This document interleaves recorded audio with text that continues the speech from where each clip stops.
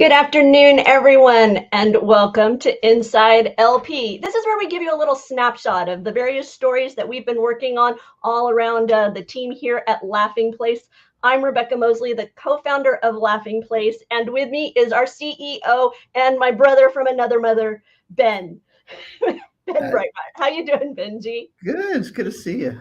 It's very good to see you. I guess it's been a while, and I need to wish you a very, very happy new year on so many levels. Yes, and perhaps the most relevant level being the fiscal year started yesterday. Um, Yes. Usually starts the first Sunday around the first of the year, of October.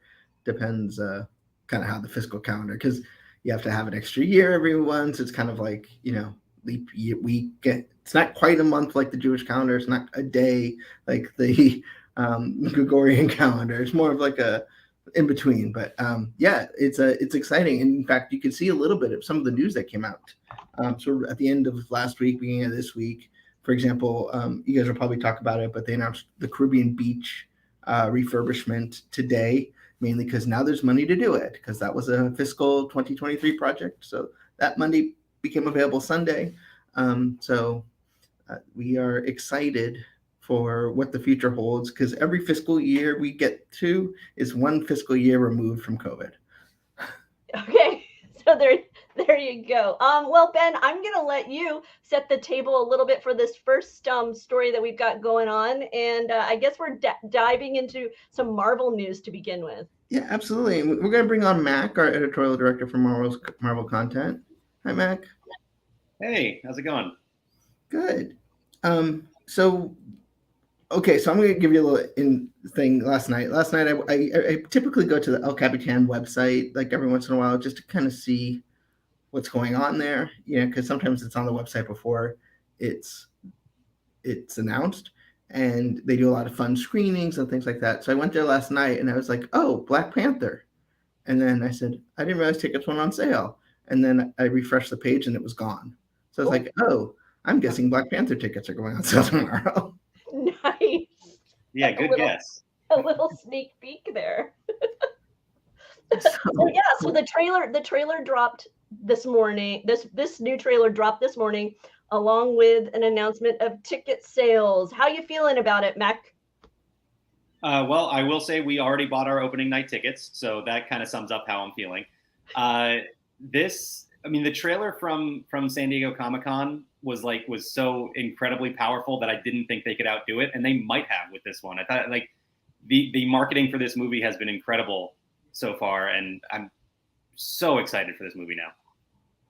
The images that have come out of this trailer have been really amazing, along with the variety of posters. I know Entertainment Weekly also has done, I don't know if you guys have had a chance to see them, but Entertainment Weekly also has a collection of kind of living posters that they unveiled on their Twitter as well. So there's just so much excitement. But specifically about the trailer, I know you did a breakdown there, Mac. Maybe we can talk a little bit about that, and then we can mention some of the ways fans are going to be able to enjoy this film.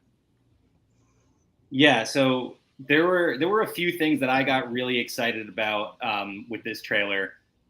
One of them is the obvious, final shot, and I don't want to jump around too much for you to kind of try and follow me on the images. So we'll kind of go in order here, but this it opens up with, I guess we're getting a whole funeral for T'Challa, and that is going to be, if you're not already emotional about it, you're gonna be when you're seeing that in the theater, because that's going to be really, really powerful. As I think this movie will in general. It's going to be a very emotionally driven movie. But we're also seeing a lot of really cool images of Namor. Looks like the costuming for him is just incredible. You're looking at the introduction of Atlantis here, so there's a lot of fun things they can do visually for the first time in the MCU. So that's really exciting. I mean, some really cool, the headdress and stuff that Namor is wearing there in that image we just saw, and some of the other costumes we see later on. It looks so cool. You mentioned that one of the characters, and just for those who follow Laughing Place, Ben and Mike Mack are Marvel show hosts, and they are kind of who I go to here as far as Marvel goes, because as Disney's gotten bigger, they've brought in these various other realms that I'm not quite as knowledgeable about, Marvel being one of them. But you were talking about how the character hasn't exactly been heavily embraced because of his kind of unique what I would say I don't want to say costume. I'm not exactly what the appropriate geek terminology is, but you know where I'm going. Yeah, talking about Namor. Yeah, he. I mean, it's hard, as a Marvel fan, but he kind of gets the misnomer of like Aquaman light, Okay. and he kind of gets some flack for that those funny little feet wings he's got, and I thought it was really cool that they still stuck to that design and featured that in this movie, and we saw it in the trailer. Kind of hard to see in just a still image, but in the trailer you can really see them going, and it's still kind of funny. The imagery is kind of funny there. Like he's flying with these tiny little wings, like it's like a bee. Like it shouldn't work. Like the science doesn't work out, but yeah, it's funny to see that. I'm unsure if Kyle's talking about you, Mac, or Namor, but I'll take it. I'll take the full credit for that. Ben, how about you? Because I felt like when I was watching the trailer, and I'll be honest, I read Mac's breakdown before seeing the trailer. I felt like this was one of those moments where there were going to be fans who are like, yes. It's like it feels like it settles a debate. Yeah, Namor has always been, I would say,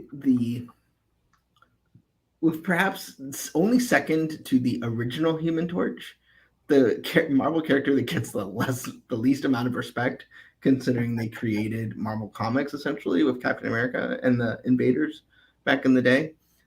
So it's and it's funny because when I started reading Marvel again, it was like they must have gone through like 12 different iterations of him trying to make him a thing, and it just never happened. Like they tried to make him a mutant so that he could join the X-Men. It didn't really take off. They tried doing an Invaders reboot. He's also one of those characters, kind of like a Wolverine, where it's not bad guy, not a good guy, kind of whatever needs to fit the story kind of moment, an anti-hero. Okay. So he's very malleable in the comics because sometimes he's fighting alongside Captain America, and other times he's trying to kill Black Panther for the Phoenix Force or something. Okay. And so it's a very interesting character in the comics, and so one thing, it's not something where you see it in a movie and be like, yeah, but it also gives you a character that has a cool history of Marvel without necessarily needing to be exactly true to the comics, because there is no true to the comics. Okay. Continuing with your breakdown, Mac, the next part you focused on was when we hear Queen Ramonda, or is it Ramonda? I don't recall. Thank you. You mentioned that part of the trailer. I'll let you start to pick back up kind of your breakdown of the trailer there. Yeah, I really like this line that they featured from her, and I'll read the quote exactly so I don't butcher it. But she says, "We know what you whisper. They've lost their protector. Now is our time to strike." And I think that's such a cool story arc to throw in there. And it's not. We see like a very brief glimpse of her saying this at what looks to be like the UN. So it's not like she's saying this directly to Atlantis. So it kind of opens up the story more to being like, it's not just Atlantis attacking Wakanda. And we see also some shots of soldiers that don't look like Atlantean at all. It looks like, they're using more human technology. So it looks like Wakanda's under attack from all angles and not just Atlantis. And I like that they've opened that up here. Yeah, and this is a clip they showed at the G23 Expo. And basically, we're not sure who, but some sort of force, not a human force, is trying to basically break in and get the vibranium. And she's saying, we hear what you're saying, whispering about now's the time to attack. Meanwhile, they try and break into this thing and then obviously the Dormelage, beat their butt because that's what they do. But you're right. It's like everyone else kind of, I guess it depends on your perspective. We'll take Wakanda's perspective, takes advantage of this opportunity. They say it as, oh, it's now unstable. but then, because they have no leader, so we need to make sure it's protected versus, hey, it's ours, you shouldn't have anything to do with this. And I think that also sort of plants the seed for what we expect out of this movie, which is Namor's not going to end up being the bad guy, right? Like he like you talked about before, he's sort of the anti-hero. He'll probably end up on the side with Wakanda in some way, and they'll be taking on some other force that we haven't really been introduced to yet. That's how I would see this movie playing. Okay. And we also got a glimpse of something that kind of as casual hit me as Iron Man. And I'm not exactly sure what I was seeing there. Well, we know Dominique Thorne is playing Riri Williams. This is her introduction to the MCU in this movie before we see her in Ironheart. And I was surprised at how much we saw of her and, building the armor, the Ironheart armor. You see her, in the actual armor, and her excitement is sort of infectious in that one moment. I can't wait to meet this character. I think she's going to quickly become a fan favorite. Very, very cool. I got excited watching this trailer, and like I say, I'm a bit of a casual. I'm not like the two of you. So it's a little harder to get me excited about Marvel. Black Panther is among the few that I actually made the effort to go see in theaters, and I have a feeling similarly with this film, I will as well. I want to call it Black Panther 2, but I know that's not its name. It's Wakanda Forever, right? Correct. It's Black Panther : Wakanda Forever. Okay. But the Black Panther is very small. And then, as you described it, Mac, a chill-inducing final shot. Yeah, we get to see the new Black Panther, and they haven't given us, the name, but I think we can pretty much assume this is going to be Shuri taking up the mantle as Black Panther, and you see her in her suit here, which the suit looks awesome. Again, you can see it a lot better when you actually watch the trailer. Mm-hmm. The costumes in this movie. The background of a there you go. They're in the background. Yeah, the costumes in this movie, as we saw, from the first Black Panther movie, the costumes were incredible. They're going to be incredible again, and this Black Panther suit specifically is just awesome. All in the Game comes in and says, you guys, interesting that there's relatively little Nakia Lupita across both trailers. What are your thoughts? I'll throw it to Ben first, and then I'll let Mac chime in. Marvel's well known to play with you on these trailers.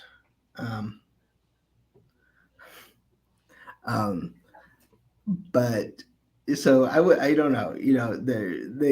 We don't know who the Black Panther is. We know it could be many people, and they're not going to. It's probably not what you think it is, right? And so if you look at this poster, Shuri's right front and center.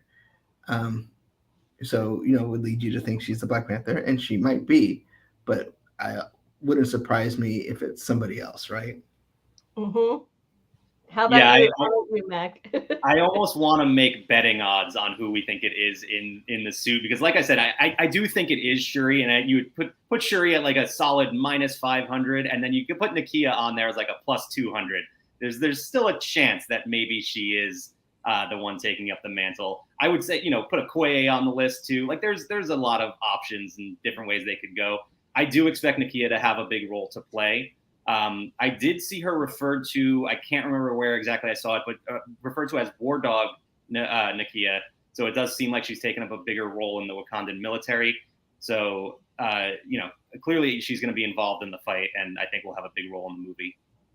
As someone who's kind of grown up with these pop culture films and superhero movies and whatnot, the shift that's happened, I mean, just to be honest, the demographics, the visual of all these very strong, powerful Black women as the cast of a superhero film, to me, is just astounding, and I'm super excited for this movie. I'm really excited. So yeah. Go ahead, Ben. You look like you're going to say something. Oh no, I just think it feels like this was a hard movie to make. But to having to balance keeping the story going without sort of being tacky. Um, I don't um, I don't envy the creative team that had to do this, Mm-hmm. but I feel like, at least from the trailers, which are obviously 2 minutes of a movie, that they really did a good job and of threading that needle. And no, it's not going to please everybody because there's no pleasing everybody. But I think they've masterfully paid tribute to Chadwick Boseman while also not freezing the franchise, and that's a tough nut to crack. If you're in the LA area specifically, the El Capitan Theater is going to be offering some very special events around this. So be sure and stop by Laughing Place for more information on that. And as more of these kind of unique screenings begin to materialize, we'll be sure to let people know about that on Laughing Place, things like special popcorn buckets with your ticket or these types of items. We will be reporting those here at Laughing Place. That's just what we do. We try and keep you up to date on all things happening within the Disney company sphere. And Mac, there was some other Marvel news today. Yeah, we learned that Michael Waldron is going to be writing Avengers: Secret Wars, which I'm Benji. I'm very curious to get your thoughts on this because I really like it. I like what Michael Waldron has done in the MCU, obviously with Loki and with Doctor Strange and the Multiverse of Madness. And then I have a little bit of apprehension about it because we talked about this on Marvel Time before, but it is Jeff Loveness was tapped to write Avengers: Kang Dynasty, and we're not getting that consistent creative team from one movie to the next. So I'm curious what your thoughts are on that. Well, considering it's the Michael did Loki, Multiverse of Madness, which is in the multiverse saga, are perhaps the two most important. I mean, maybe you could throw in Spider-Man in there, but they're the two most important linchpins. I almost feel like, as the guy who's wrapping it up, it's providing consistency in a different way. And so, there's no question that Kevin has fallen in love with this screenwriter. I mean, he's worked on every important project, including the unannounced Star Wars film. So, I think that's giving you the consistency. There's screenwriters who do the story, and there's screenwriters who do the screenwriting. The story is the more sort of needs to be consistent part. The actual words and jokes and stuff. That I think I don't want to say anyone could do it because I couldn't, but you can have different voices, just like Star Wars. The original trilogy had different screenwriters for every movie, but and there's definitely tonal challenges in that one, but relatively speaking, to being a much older property, it was consistent. It told a story, relatively speaking. So I think I'd rather have someone who started basically the multiverse saga end it. I think that's important. And unlike other franchises, in the end, Kevin Feige is really the screenwriter on all this stuff. Right. So, it will be consistent with hell or high water. The only thing is they might make it more. They might add something to it that wasn't originally there. But in the end, I'm not as concerned that it's as I was, let's say, with the sequel trilogy of Star Wars, which is kind of people are undoing stuff, just to undo it because they didn't like it. I don't think you'll have that in, Kevin Feige is a very strong producer, and we'll make sure it doesn't happen. Well, I know we're beginning to wrap up the Marvel portion here before we get on to our next item, but Mac, I have to know, I know we're going to be talking about this more tomorrow on Barely Necessities, but I have to know, what do you think of the new emo that's popped up? He was spotted in stores at Walt Disney World, and now he's on Shop Disney. It's a little bit Hulk, a little bit Jolly Green Giant. So I'm not sure how I feel about that. I will say I want the hoodie and beanie. Maybe I think I would wear that. That's what it looks like to me. Yeah, beanie. That's a good look, right? Yeah, I would wear that. Hey, if you want more of Mac and Marvel, be sure to check out our podcast. It's called Zacks of Life. Why don't you let people know a little bit more about what they'll find if they stop by that, Mac?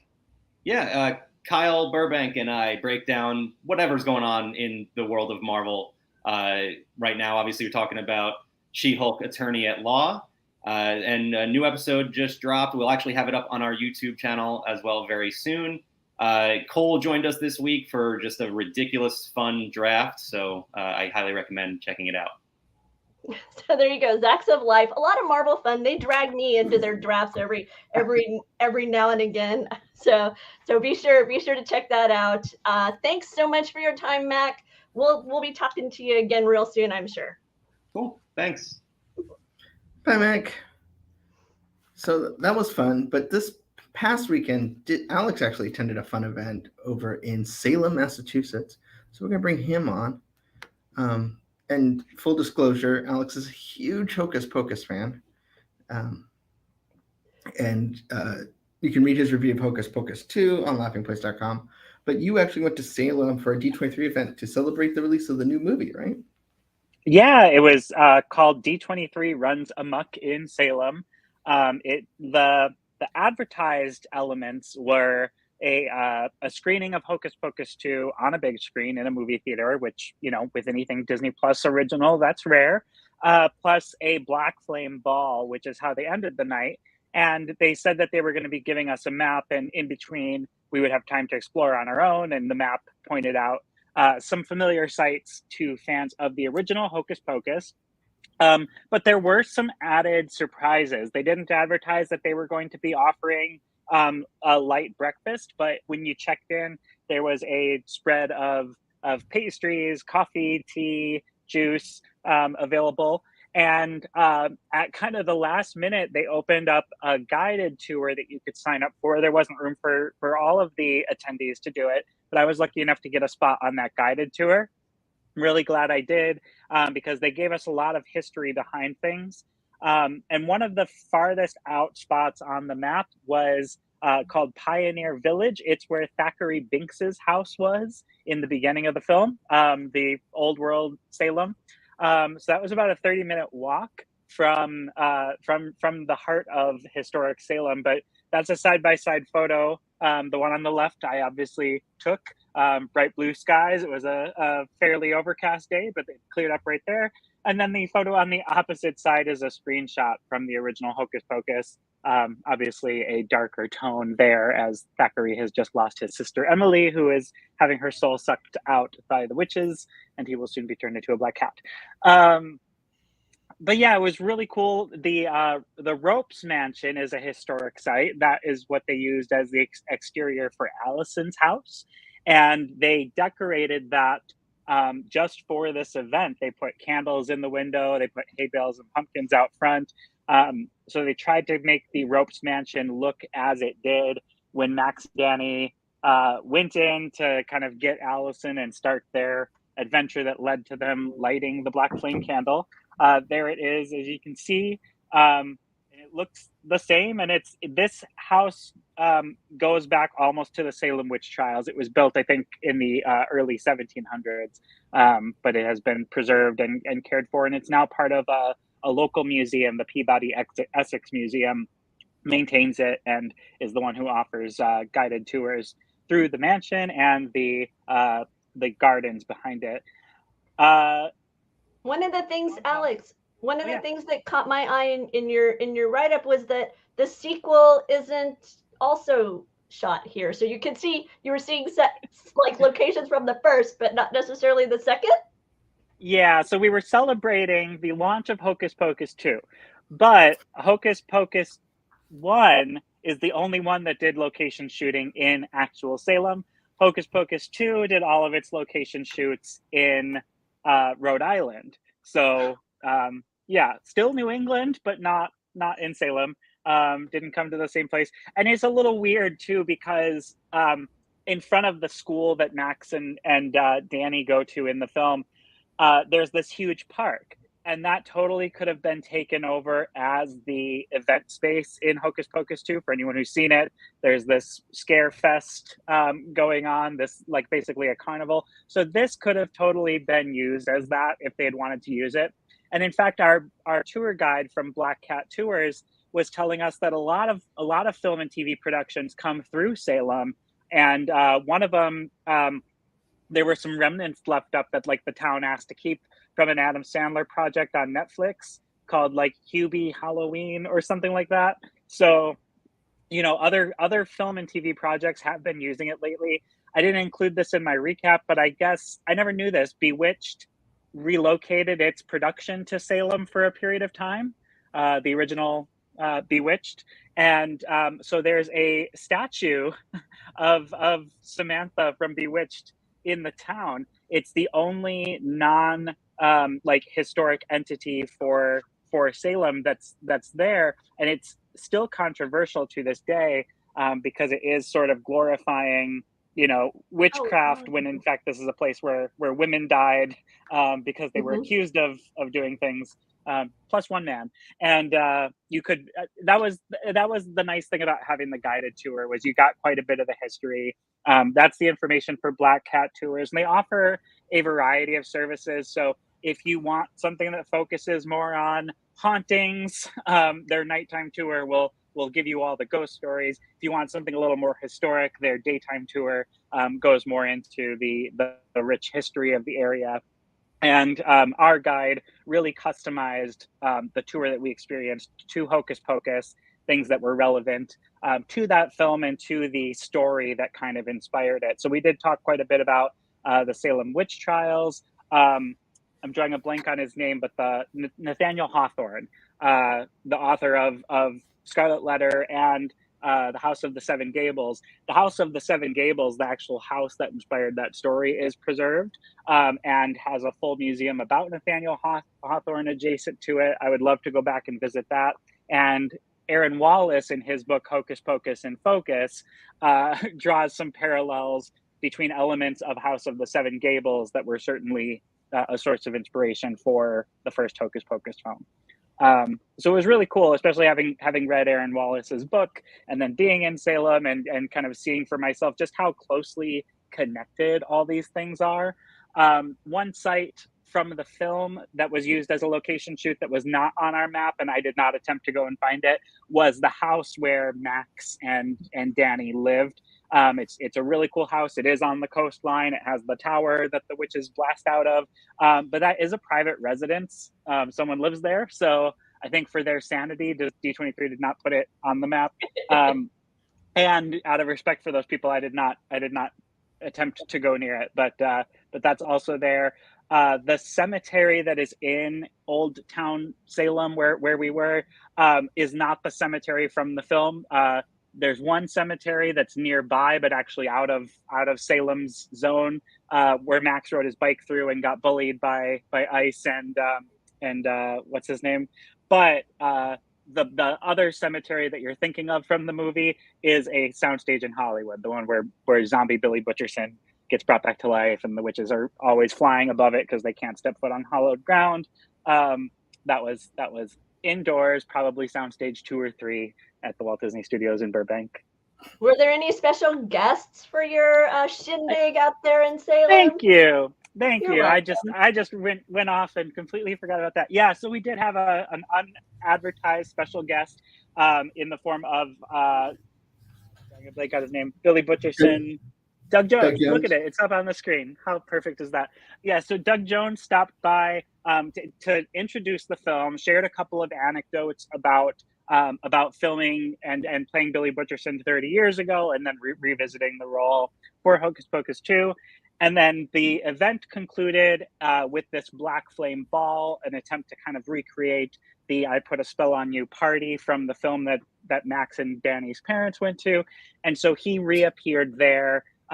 He introduced a trio of drag queens as Winifred, Mara, and Sari. They did a lip sync for Your Life to I Put a Spell on You. I pulled out my phone. Yeah, I recorded that whole thing. So it's right there.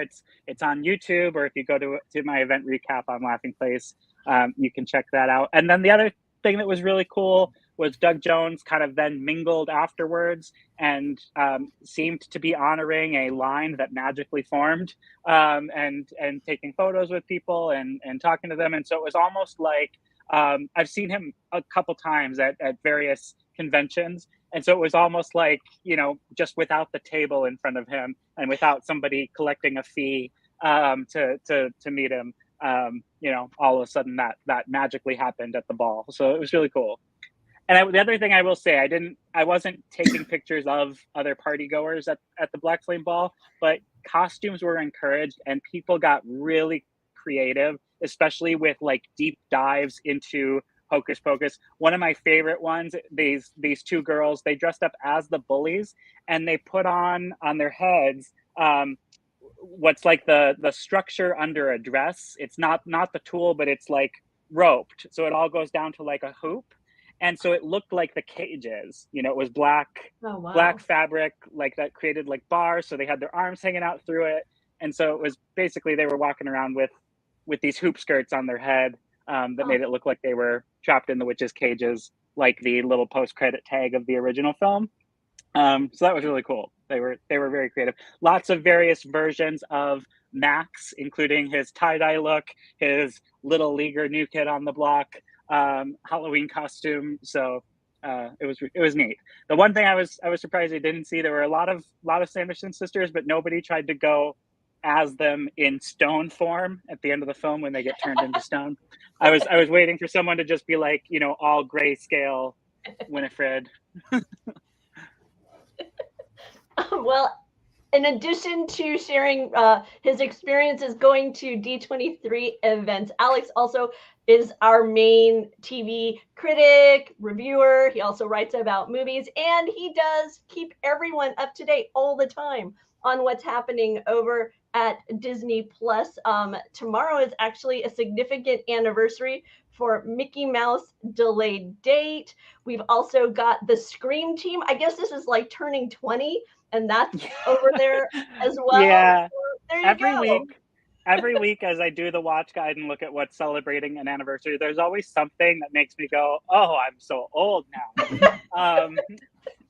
And sometimes I'll send things to Benji too, and just so I know that I'm not alone in that reaction of being like, no, that just came out. That couldn't have been more than 10 years ago. 20? Exactly. Now, did either of you, before you go, because later on we're going to be talking on Disney Parks Talk Live, did either of you make it down to Disney World this weekend for Epcot's celebration? He did. So Alex got to ride out a storm, and then as soon as it was over, I stayed through Ian and then left and went to Salem while everyone else came in for Epcot 40. Oh no. Okay. So the pictures that Laughing Place had of the amazing experiences that Disney somehow magically creates in the midst of the storm, those were from your experience at the parks. Oh, okay. So if you've been following us on Twitter, those were from Alex, and then all the fun stuff that was happening on October 1st, that was from Ben. Okay. Now I'm up to speed on where the team has been. Thanks so much for your time, Alex. We really, really appreciate it. And we look forward to hearing more about what's happening in Disney TVs and movies ahead. Yeah, thanks for having me. Bye. Bye-bye. I was at Epcot. I wasn't sure if you made it down or not. I was actually at Disney. I was in Anaheim to cover the Mighty Ducks season 2 event they did at the pond, or the Honda Center, which I called the pond a lot. But so then I had to fly. So I was supposed to leave that night, Wednesday night, take the red eye to get in Thursday. But obviously that didn't happen. So I spent an extra day at Disneyland. And we ended up flying out Thursday night and landed basically as the airport was reopening around noon on Friday. Jeremiah was with me. And I got to tell you, there was that special mildew MCO smell that was permeating the airport. They were still drying out the airport, and you could, when you know how at MCO they have that sort of iconic carpet, and then there's sort of like tile sections. The tile sections were still slippery, like they still have that sort of like water slick on them. Yeah. So it really hit home that this was not just like a nothing thing. No, But no, quite a bit for Central Florida, where the tourism zones are. It was very much a water event. There are a lot of standing water. There's certain areas that are still dealing with flooding, but mostly, but the tourism area kind of was back up and running, as it were. Just impressively fast. yeah, I right. mean, looking at you would go down and you would see damage. You would see damage, Yeah, but the fact that first of all, I mean, the cast was able to rally and get there and do what they needed to do. Because they all have houses and things that they have to take care of.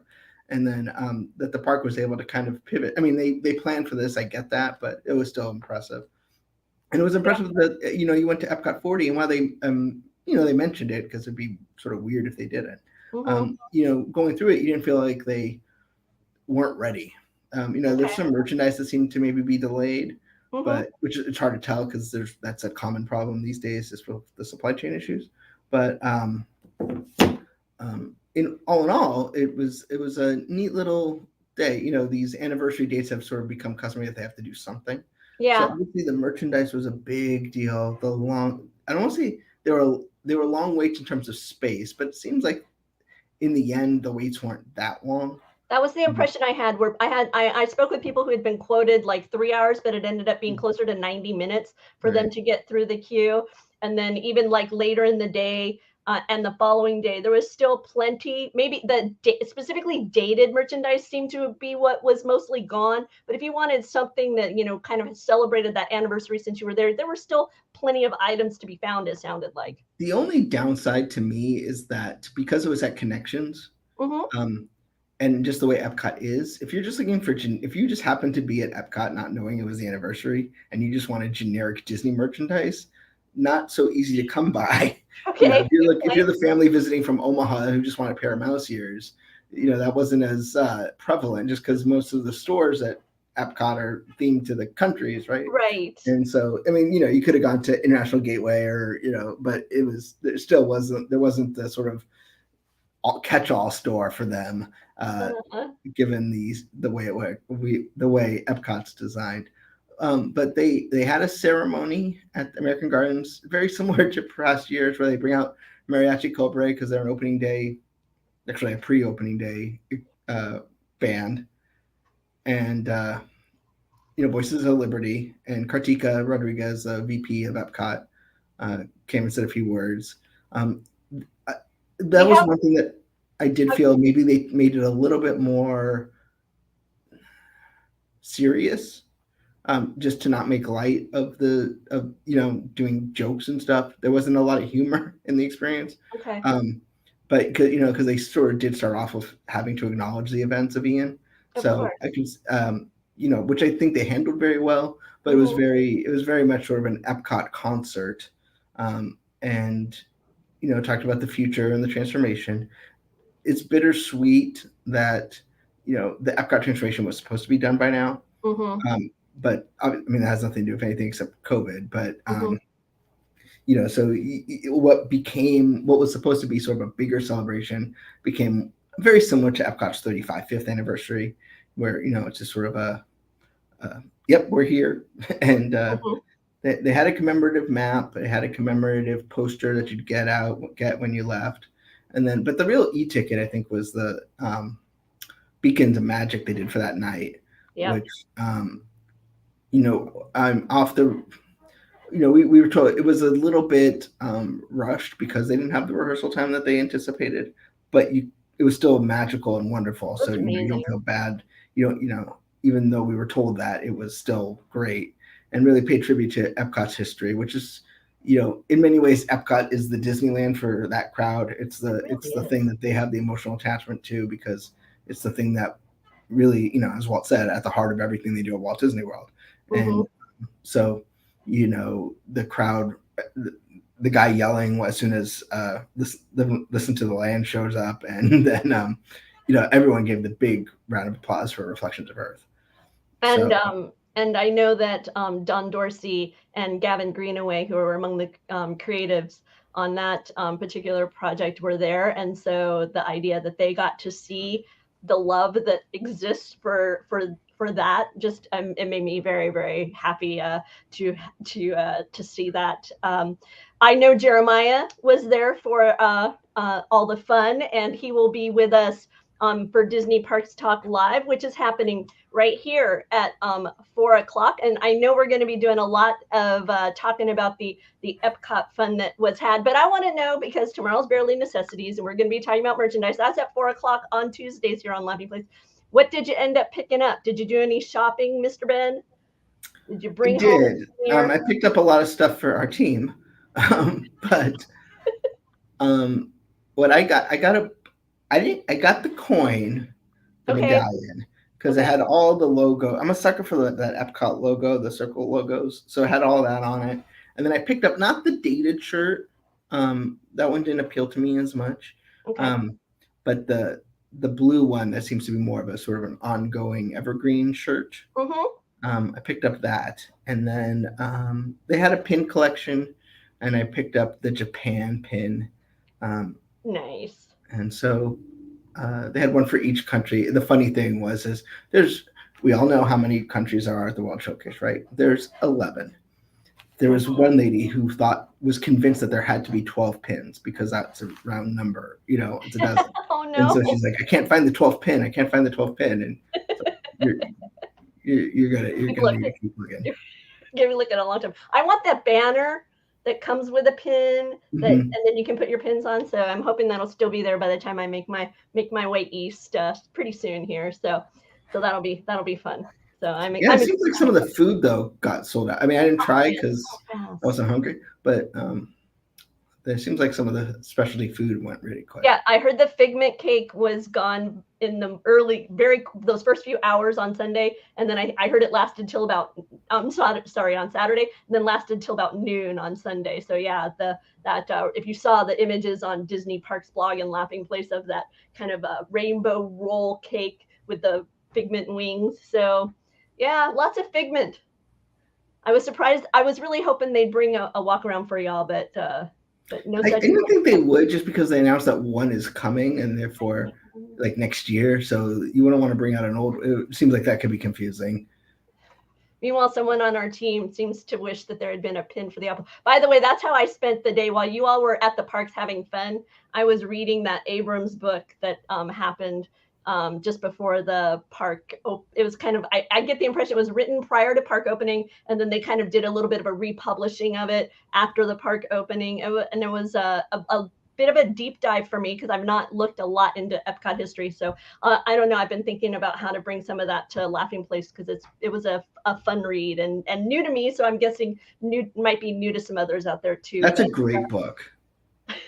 I found it actually when I was a kid in a used bookstore, and I read it cover to cover because it's a snapshot in time. It's sort of it's not the Epcot that ever existed fully, and it talks about things coming that came and perhaps a little bit different, some things that never came, like the legendary Equatorial Africa. So I was surprised at how different the Living Seas is in that book versus what it came to be, because that was so late in the process that I'm very curious now. I'm like, okay, I'm gonna have to go dig around for more information about that, because it was quite surprising to me, given where this would have been within kind of that process of creation. So yeah, the Living Seas is interesting to me because it opened in 1986, which means it was done under the Eisner era, but was designed under the Epcot sort of Card Walker, Don Tatum, Ron Miller era.